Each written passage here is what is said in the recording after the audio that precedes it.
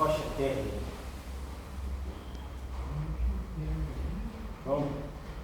Rocha eterna, meu Jesus, quero em ti me refugiar, o teu sangue lá na cruz, derramar em lugar, traz as bênçãos do perdão, alegria e salvação, não por obras nem pecar, plena paz serei aqui, só tu podes consolar, a perdão somente a ti, rocha eterna, só na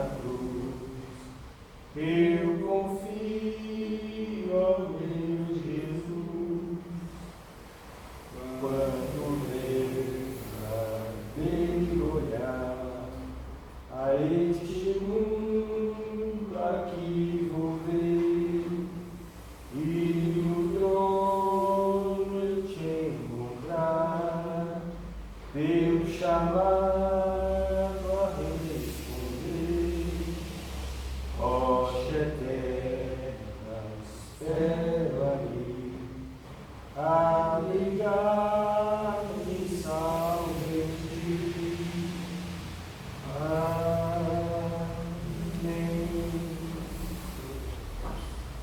Nós vamos estudar o Catecismo Maior, pergunta número 18.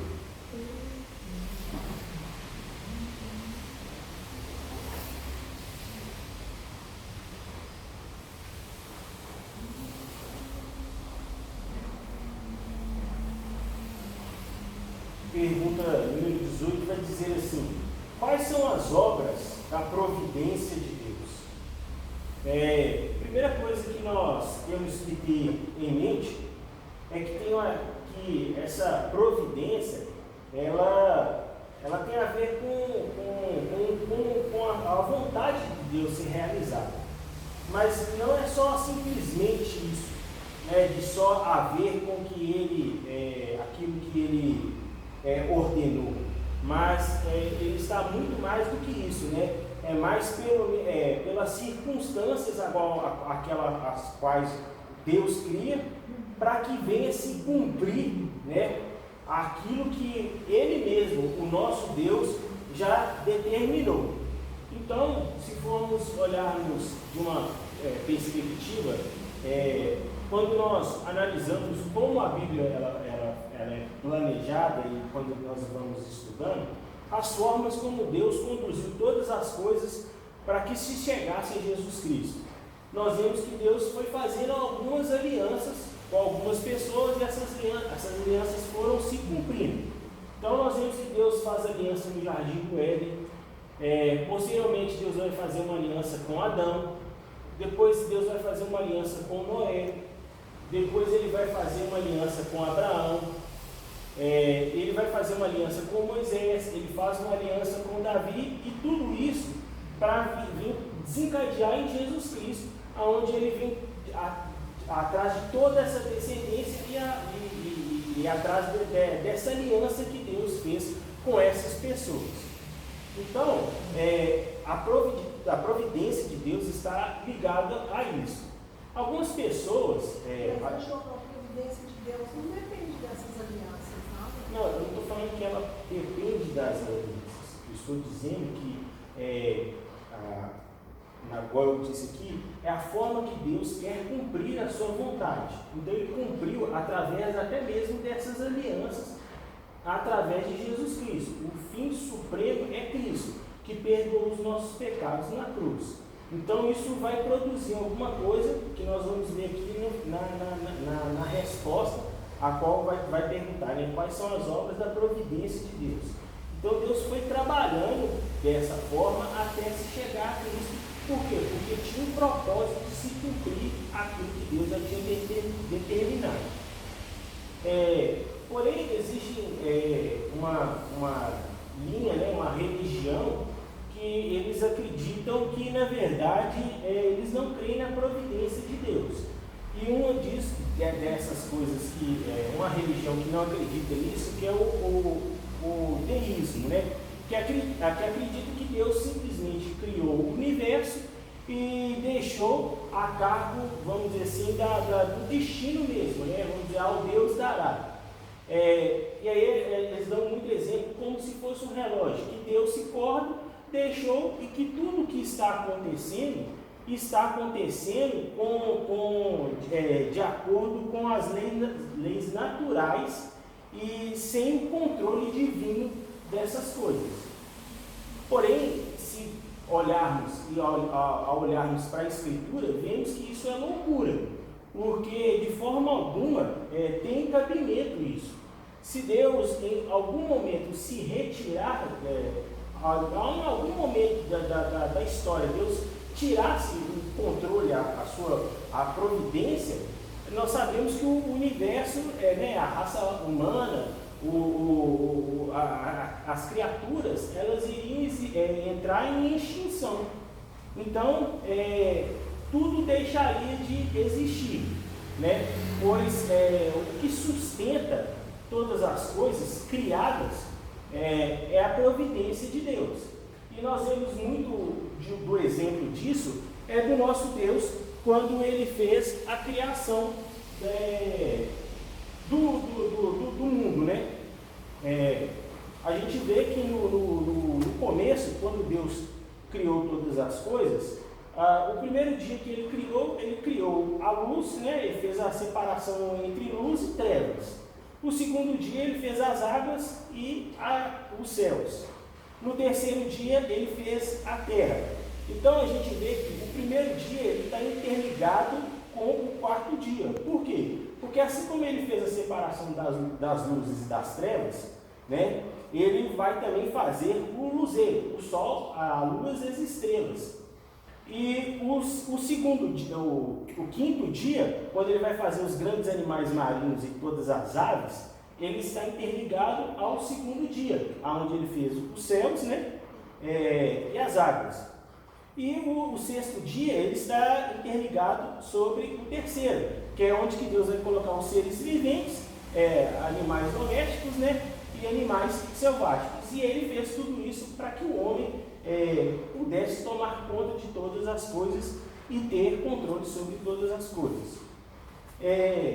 Porém, nós temos que ter um entendimento também de que Deus, Ele planejou e está executando através das suas providências. E o primeiro texto que nós vamos ler é Levítico, capítulo 21, versículo 8. Mas antes disso, olha para você ver como é que ele faz. Ele faz a pergunta, né, quais são as obras da providência de Deus, e ele dá automaticamente a resposta. As obras da providência de Deus são a sua muito santa, sábia e poderosa maneira de preservar e governar todas as suas criaturas e todas as suas ações, para a sua própria glória. Isso aqui tem que ficar grifado, para a sua própria glória. Então, o primeiro texto que nós vamos ler, que tem a ver sobre as obras da providência de Deus, são muito santas, está em Levítico, capítulo 21, versículo 8. Pode ler, Lúcia. Portanto, o consagrarás, porque oferece o pão do teu Deus. Ele vos será santo, pois eu, o Senhor, que vos santifico, sou santo. Então, nós estamos vendo aqui o seguinte, que a lei, ela sempre estava recomendando o máximo de cuidado e de zelo para que o sacerdote deveria ter ao servir as coisas do Senhor. E esse dever que o sacerdote tinha era uma obrigação que ele tinha de ser cumprida. Ele tinha que ter respeito perante a sociedade, porque ele era um sacerdote, e também ele tinha que ter um domínio sobre a sua casa, sobre a sua família, sobre os seus filhos. havia tudo estava tudo amarrado para esse sacerdote.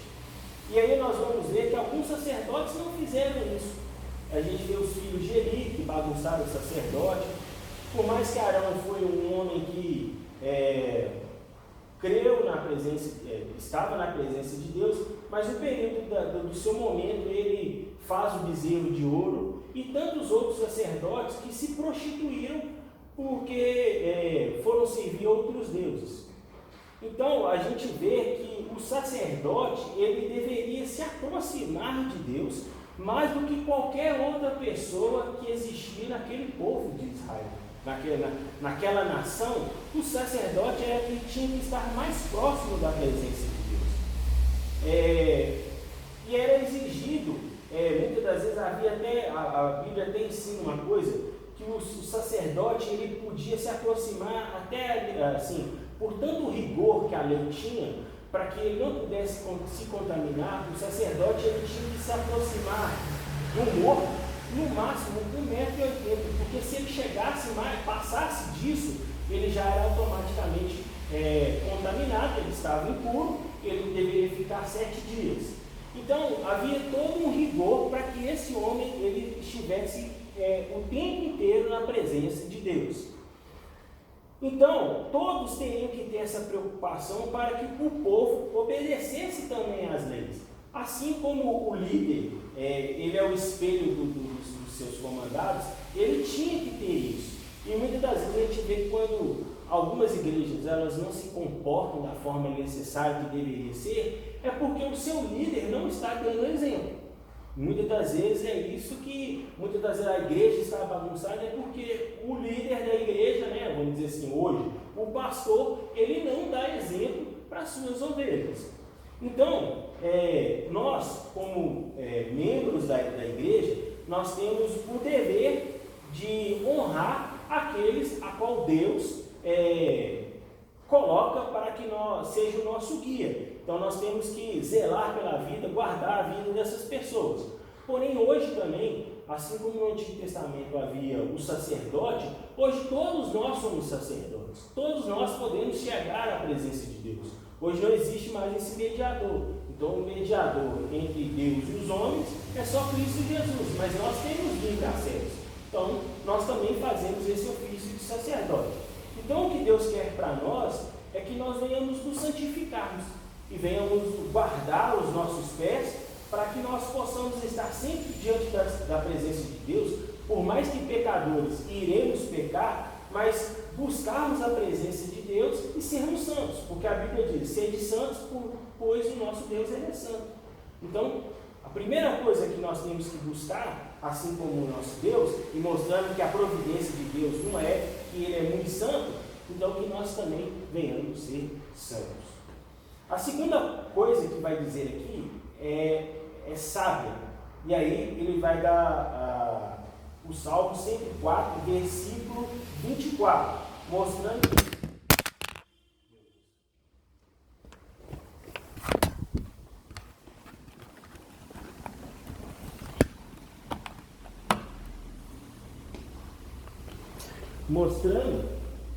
mostrando que a providência de Deus é sábia. Salmo 104, versículo 24. Que variedade, Senhor, nas tuas obras, todas com sabedoria as fizestes, cheia está a terra das tuas riquezas. Então, o salmista aqui louva a Deus por suas obras multiformes, mostrando que a sabedoria de Deus na criação é como Ele governa o mundo e cada coisa em particular, assim como eu disse lá na criação. Então, o salmista também, ele mostra que a sabedoria de Deus nas suas obras não existe nada confuso no mundo. E por mais que talvez nós venhamos tentar mexer em alguma coisa, nós iremos piorar, nós não iremos melhorar, porque tudo que Deus fez as coisas certas para que o mundo pudesse seguir avante. Nós não podemos acrescentar ou abstrair ou melhorar qualquer coisa. Então Deus, na sua infinita bondade, na sua infinita misericórdia, ao criar as coisas, na sua infinita sabedoria, mostrando que Ele é um Deus sábio, Ele nos dá o benefício daquilo que Ele criou. E na terra, Ele deixa riquezas para que nós venhamos usar de benefícios para nós mesmos. Então nós achamos coisas que irão suprir as nossas necessidades e que irá nos sustentar. Então, não foi, e aí muitas, às vezes aquelas pessoas que ficam pensando muito na natureza, pensam que é a natureza que produz algo, a natureza produz para o homem, mas pelo contrário, é Deus que em todo momento, mostrando que Ele está no controle, fazendo com que a sua vontade venha a ser cumprida, mostrando que é Ele que está nos abençoando em todo o momento da nossa vida. A terceira coisa que vai mostrar as obras da providência de Deus, vai mostrar que é poderosa a maneira de preservar. Números capítulo 9, versículo 6. Neemias capítulo 9, versículo 6.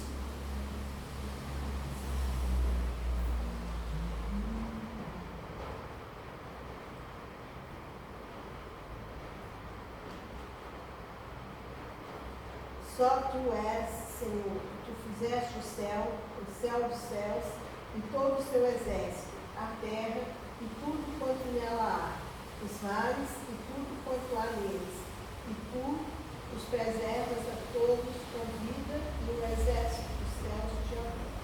Então nós percebemos que quando ele diz assim, só tu és, ele está mostrando que Deus é autoexistente e independente. Ele não precisa de ninguém para fazer qualquer coisa. E ele mostra também que esse Deus que é independente, autoexistente, ele é o Deus que fez o céu e os céus dos céus, e todos os exércitos da terra, e tudo o quanto nele há, os mares e tudo que há neles. Então ele está mostrando o quê? Que esse Deus, e ele está fazendo esse Neemias, quando escreveu essa parte, ele está fazendo uma adoração a Deus.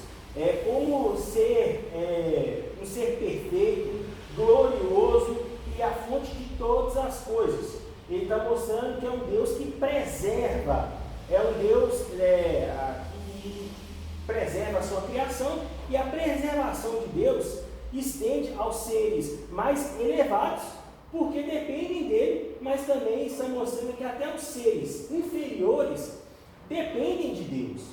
E aí, um exemplo que a gente pode usar é o sistema solar, mostrando que as obras da providência de Deus mostram que Ele está cumprindo todas as coisas. E mostrando através das grandes coisas, das coisas elevadas, nós podemos mostrar o nosso sistema solar. Por exemplo, o que iria acontecer se a Lua se aproximasse da Terra?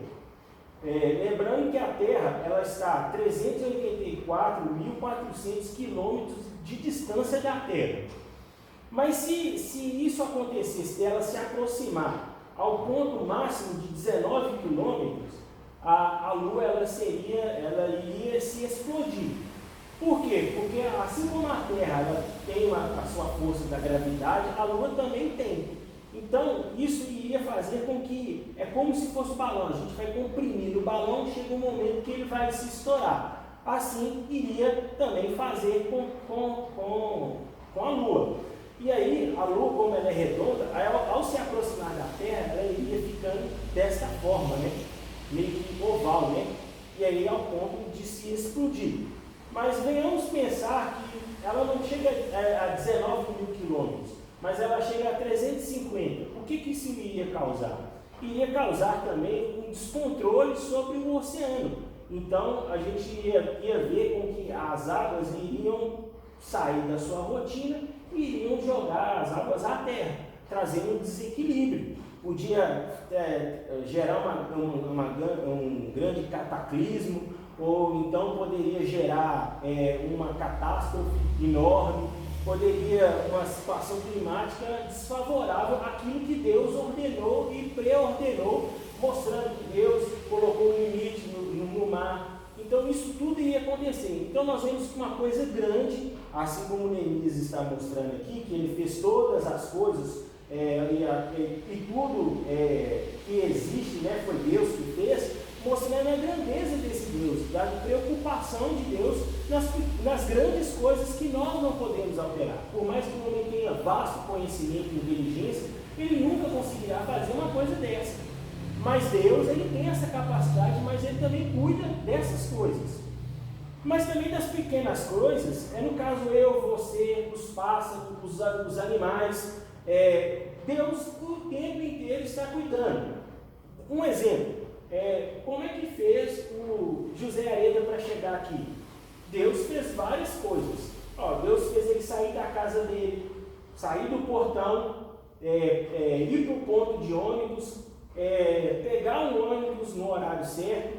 Depois de pegar o ônibus certo, o motorista está lá bem de saúde, fazer uma trajetória correta, as pessoas que estão à volta fazer o caminho certo, não fazer barbeiragem no trânsito, colocar e deixar ele no ponto certo, ele vir até a igreja, não ser assaltado, estar aqui, não passou mal, não teve nada. Por quê? É o cuidado de Deus nas pequenas coisas também. Então a gente vê a grandeza de Deus nas grandes, mas também nas pequenas coisas que nós não enxergamos, os livramentos que Deus dá. Então nós temos que ter todo esse entendimento. Um Deus que fez os céus e os céus dos céus, todos os exércitos, mostrando os anjos, a terra e tudo que nele há, os mares e tudo quanto há neles, mostrando esse Deus que cuida de todas as coisas. Mas também mostrando aqui na preservação também, e mostrando que os exércitos dos céus, os anjos, adoram, ou seja, toda a criação está louvando ao nosso Deus. Por quê? Porque todos nós temos que ter esse entendimento. Ele é o nosso bem maior e não existe outra coisa melhor para ser louvada e ser buscada. Então esse Deus nos ensina isso. Só uma coisa que eu pulei, que foi o Isaías 28 e 29, eu gostaria de ler ele porque ele tem uma coisa muito interessante. E aí, Lúcio, se você puder ler para mim, fazendo um favor, Isaías 28, do versículo. Deixa eu ver aqui, Isaías 28, do versículo 23 ao 29.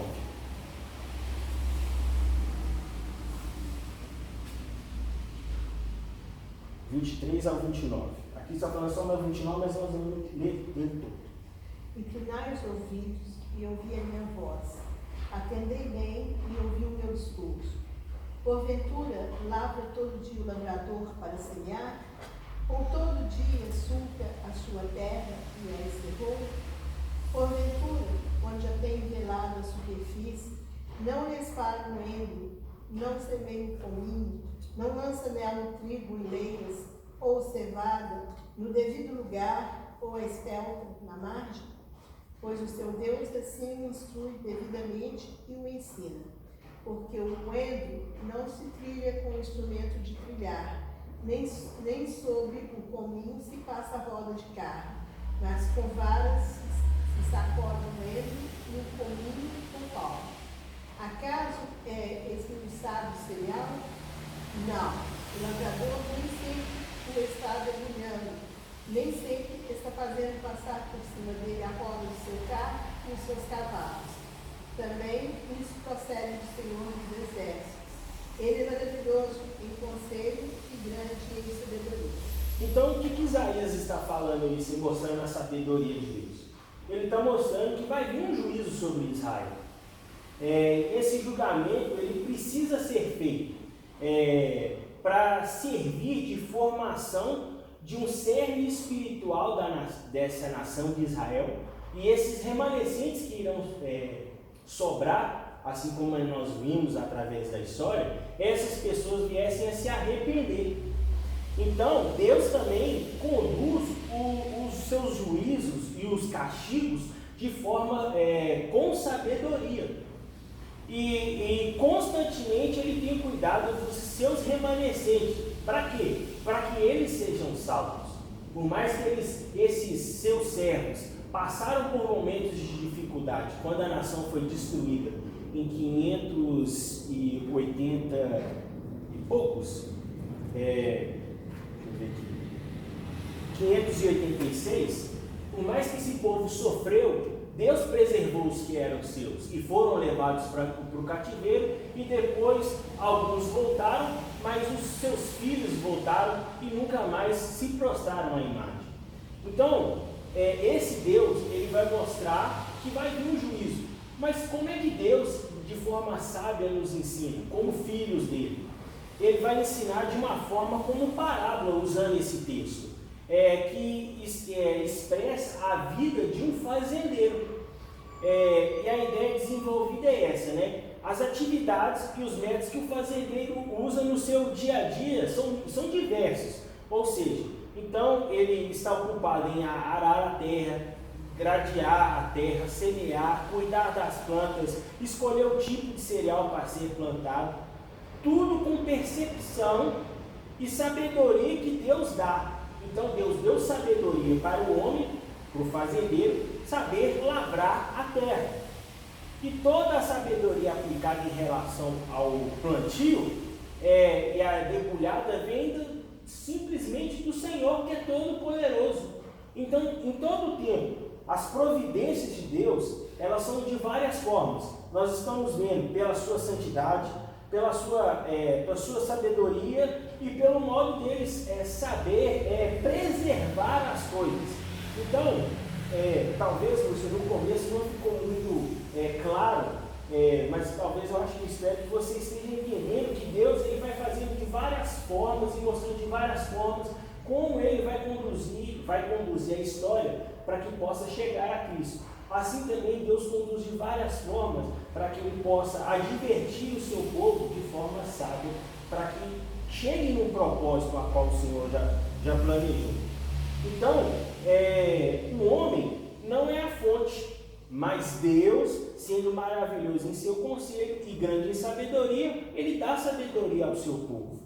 E agindo com sabedoria e percepção para o fazendeiro. E isso também Ele pode dar para nós no nosso dia a dia, no nosso trabalho, nos capacitando para que nós venhamos aprender coisas novas e desenvolver. Então Deus dá ao seu povo para saber dar informações ao seu povo para saber qual é a sua vontade. Então, nós já vimos aqui como Deus ele é santo, sábio e preserva. E continuando nessa parte da preservação, José, abre para mim Hebreus capítulo 1, versículo 3. Hebreus capítulo 1, versículo 3.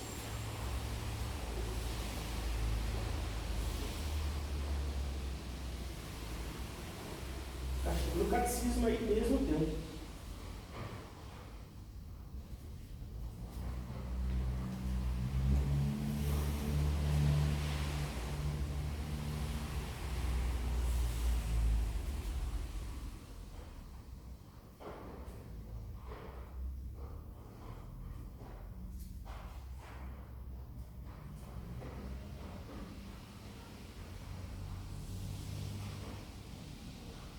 Hebreus 1, 3.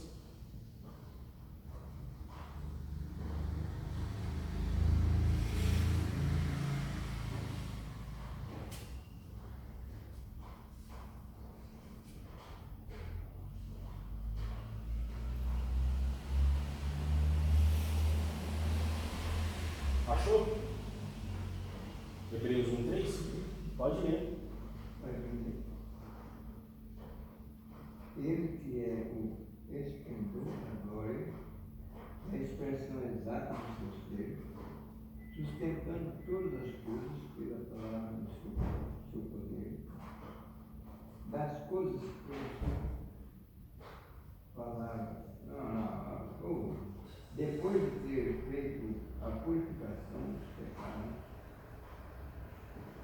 façam todos que a vez da majestade das alturas. Então, assim como eu dei o exemplo da lua, vou dar outro exemplo. O que o texto está querendo mostrar? Que assim como o sol ele tem luz própria e a lua não, assim como a luz ela reflete lá, bate a sua luz na lua, quando nós olhamos para o céu, nós vemos que a lua está brilhando por causa do sol, a luz do sol. Então, esse resplendor que está mostrando aqui, dizendo que ele, que é o resplendor da glória, ele está mostrando que Jesus, que o resplendor de Jesus é derivado do Pai. E que fazendo com que o resplendor se manifeste. Assim como João, ele vai dizer lá no capítulo 1, no versículo 14, assim: temos visto a sua glória, a glória do unigênito, que veio do Pai, cheio de graça e de verdade. Então o resplendor do Filho, portanto, é a extensão da glória de Deus. E esse Filho, que é perfeito, como ele vai continuar dizendo aqui, é a expressão exata do seu ser, e quando ele está dizendo ser aqui, ele está envolvido com glória, esse Filho é a perfeita representação do ser de Deus. Refere-se a uma reprodução original, igual. E o Filho é completamente igual ao seu Pai. Mas também existem, mas eles existem, mas são separados. Existe o Pai, o Filho e o Espírito Santo, mas apenas um. Mas são três e todos são semelhantes. Então, Jesus traz a mesma marca da natureza do Pai.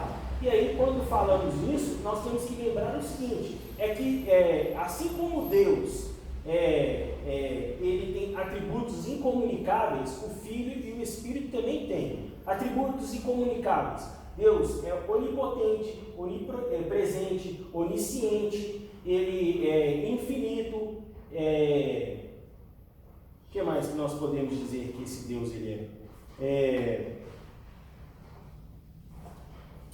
Deixa eu ver. Ele é eterno.